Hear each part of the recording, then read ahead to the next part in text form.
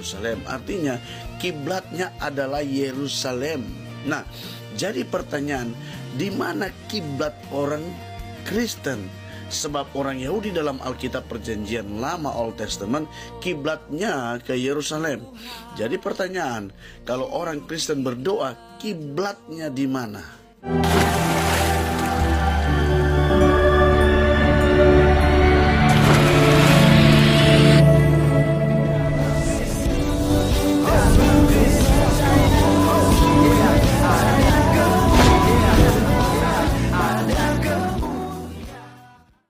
Bismil Abi wal Ibni wal Ruhil Kudus ilahu wahid.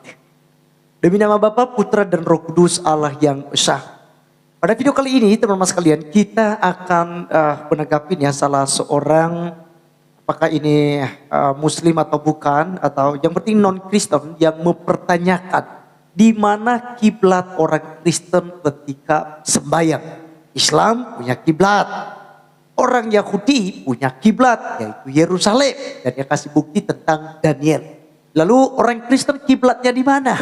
Tidak ada katanya. Ya, kemana kiblat orang Kristen? Ya, oke, hal ini teman-teman sekalian yang akan kemudian kita akan jawab. Namun sebelumnya kita dengarkan videonya dulu yang ada berikut ini. Pasti harus menghadap kiblat, harus ada kiblatnya di mana. Mereka fokus ke kiblat tersebut.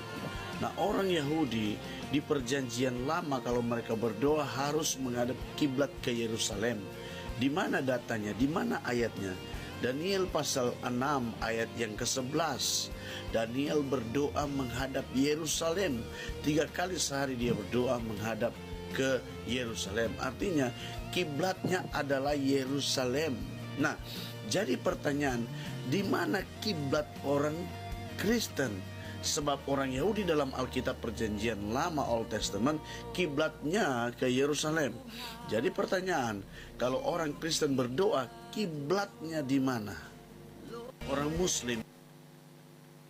Oke, teman-teman sekalian, itulah yang kita sudah saksikan bersama-sama dari apa yang disampaikan oleh Bapak ini ya.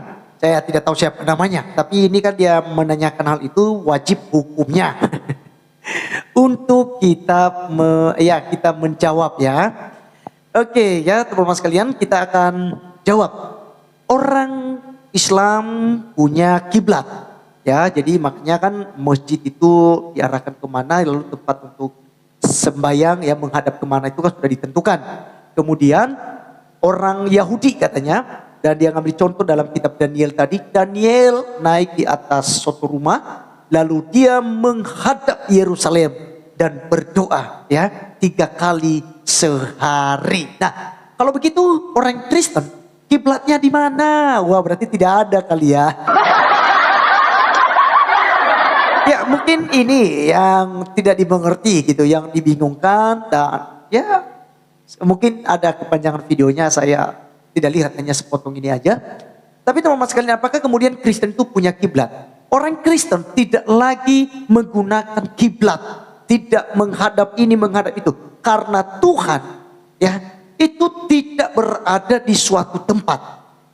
Sekali lagi, karena Tuhannya orang Kristen, yaitu Bapa Yahweh, tidak berada di suatu tempat. Tidak ada di dalam bilik, tidak ada di dalam kamar, tidak ada di dalam gedung, tidak ada di dalam itu. Tetapi Allah itu ya maha kuasa.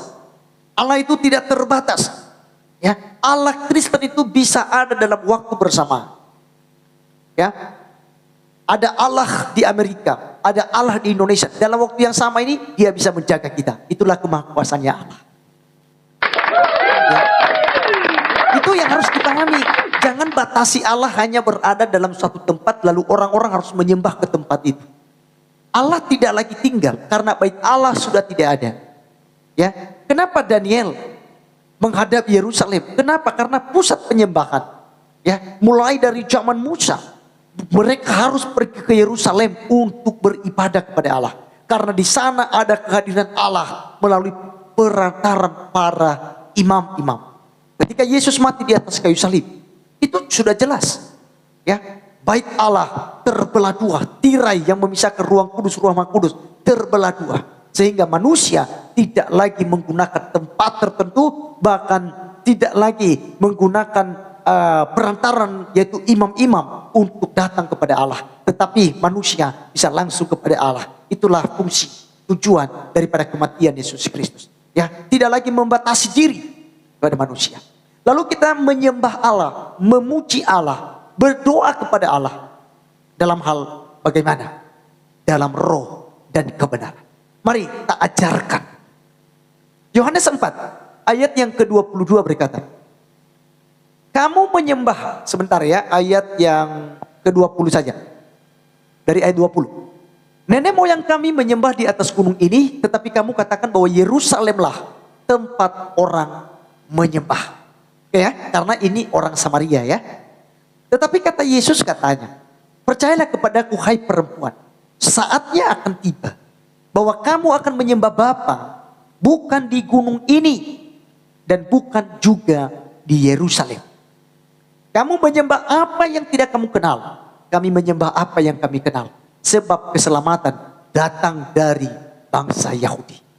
Tetapi saatnya akan datang dan sudah tiba sekarang, bahwa penyembah-penyembah benar akan menyembah Bapa dalam roh dan kebenaran. Sebab Bapa menghendaki penyembah-penyembah demikian.